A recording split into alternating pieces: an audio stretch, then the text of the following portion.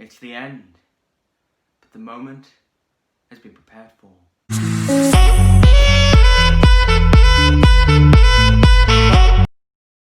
Hello everyone, Clark the Geek here, welcome back to a brand new video, and today is the final Doctor Who Modern Ranking video with Series 10. We've already done Series 11 and 12 when they came out, we've done Series 1 to 9, and we have Series 10 now to do.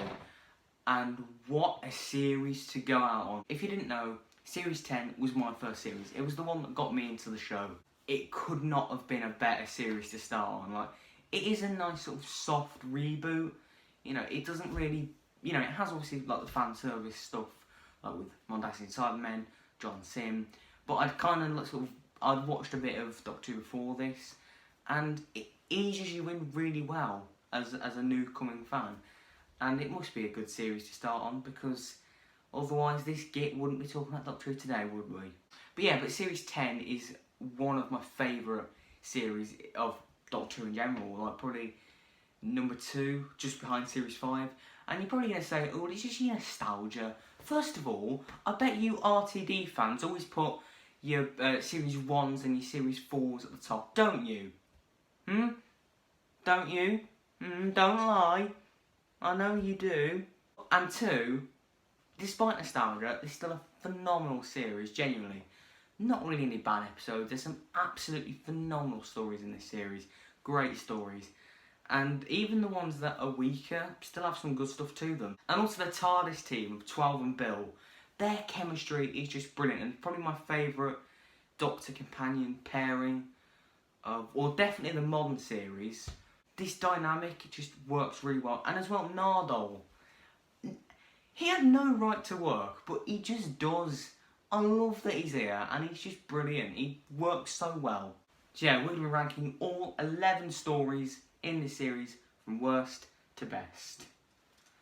Let's go. Number 11, The Lie of the Land. Yeah, this is definitely the weakest of this series. It's not terrible. It's got some really good stuff too. I love the dystopian stuff. It's really unsettling and creepy. You know, the memory, you know, police, that kind of stuff, really cool.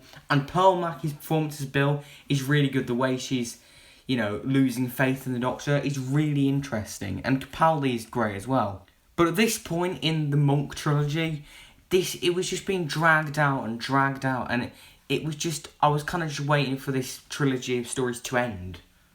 The fake regeneration is just not good and pointless, and the ending is just a massive cop-out. A lot of the stuff in this Monk trilogy had potential, you know, the monks themselves, some of the ideas and concepts, but this episode just ends it on quite a flat note. Number 10, The Eaters of Light. Now, this is the only story in the Revive series to be written by a classic writer, that being Roland Munro, who wrote Survival, the very last classic story in the 1980s. And I remember at the time, everybody was so excited, and because it just didn't quite deliver, it was a massive disappointment at the time. But looking back on it, it's not as bad as I remembered it being. You know, exploring the disappearance of the Ninth Legion, I thought was a pretty cool idea. The monster looked quite cool. The portal thing at the end, that was really cool. And the stuff with Missy, you know, with her redemption arc, bits added to that, that was really cool. But it's just a pretty forgettable story. Not bad, but yeah, just a bit, it's alright. Number 9, Extremis. This is the first part of the Monk trilogy, and I've never been able to click with this one. I've always just found it really confusing, and I couldn't get my head around it, to be honest. It's a Stephen Moffat script, so obviously it's going to be very complex, and there's some really good ideas, you know, like the stuff with the Veritas, this book where if you read it, you commit suicide. That's a pretty messed up and dark idea. And yeah, it's got some really good ideas in it, and some really nice little moments in it. But overall, I just couldn't quite get my head around it, and the last 5 minutes, you know, revealing it was all a simulation, just kind of undercuts it all. But still, it's got some great ideas in it. Number 8, The Pyramid at the End of the World. Now, this is definitely the best part of the Monk trilogy. It's a nice sort of twist on the alien invasion trope, and I like how sort of global it feels, you know. It feels this pyramid, this ancient pyramid, is actually a spaceship. It's a really cool idea. It's directed really well. There's some, cool ideas. And the monks I find really cool. I like how sort of creepy they are, and they're a bit better in this one than they are in La La Land. But again, it's not the most memorable episode in the world. Number 7, Thin Ice. A really cool historical story set in the London Frost Fairs, which really tests the characters for the first time in the series. It looks brilliant. The direction is just brilliant in this one. The monster's really cool. The villain is just a racist, but it's really interesting looking at sort of the historical stuff with, like all the industrial stuff and like the starving kids. It's a really gritty story in that way, and I quite like that. And this is where the characters really get tested in the series. Pearl Mackie is great with the performance. When she's asking the doctor, "Have you ever killed someone?" or "How many people have you seen die?" It's really well done, and Capaldi is once again brilliant. And can I just say, I love Capaldi's costume in this. The top hat and the suit is just really good. Number 6, Smile. A massively underrated story for me, and sort of like a comfort episode. It's one that I can just sit down, whack on, and just enjoy. There's some great world building in this story. The emoji bots are quite sinister in a way, despite their cute appearance. And it's just a fun story, the Doctor and the companion, they're just having fun, Capaldi is great in this. He gets some cracking lines like, "I have a really childish urge to blow it all up." That's just so Doctor-y. It's brilliant. And there's some really good little hidden messages which aren't at the forefront of the story, but, in little fleeting moments and sort of the subtext of it all. It's some really good messages there that can be found. The only criticism I'd have of it is that the ending is a bit rushed. It is just a reset button, but it doesn't detract from the story too much for me. I can still enjoy it. Quick little thing here, the locations used are brilliant. I love them. Number 5, the pilot. The perfect opener to Doctor Who, and I'm living proof of this. If it wasn't for the pilot just kicking off the series with a bang, probably wouldn't be here talking about Doctor Who today, would I? With this story, you just get a taste of everything. You get a bit of time travel, you get, the Doctor, the companion. It's a nice, fresh start. There's a few little nice references you get the Daleks, it's just such a fun story. The Doctor working at university is just such a cool idea, and Capaldi's speech in the beginning is great, and his performance is brilliant throughout. The introduction of Bill is just great. She's so likeable and relatable.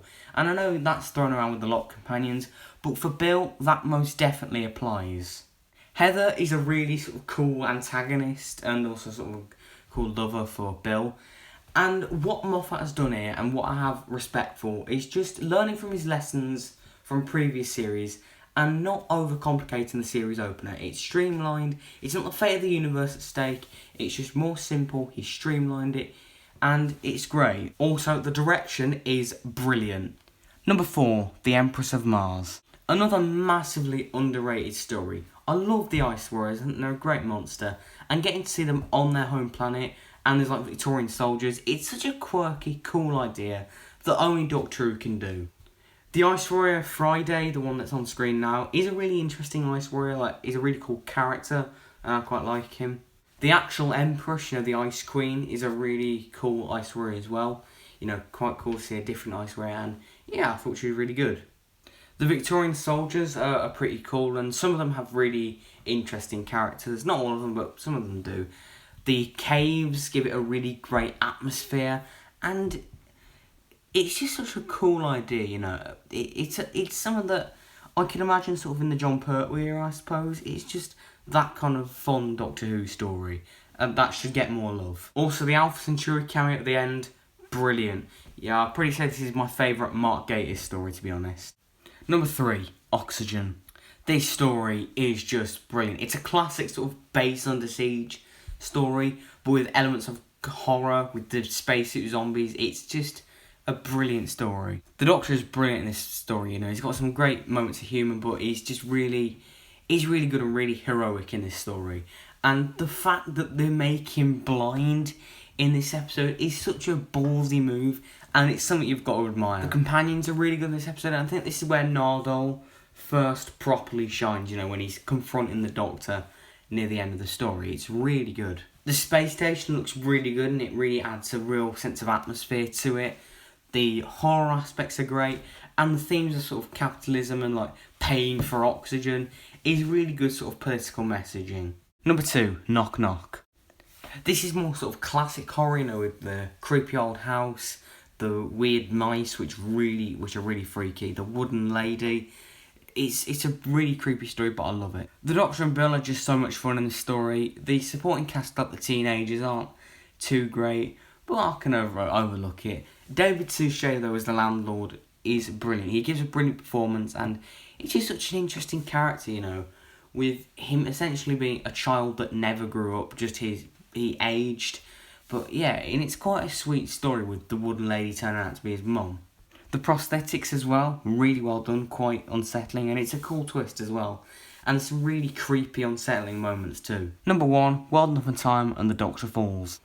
One of my all-time favourite Doctor Who stories ever. The first part of the story is bloody terrifying, you know.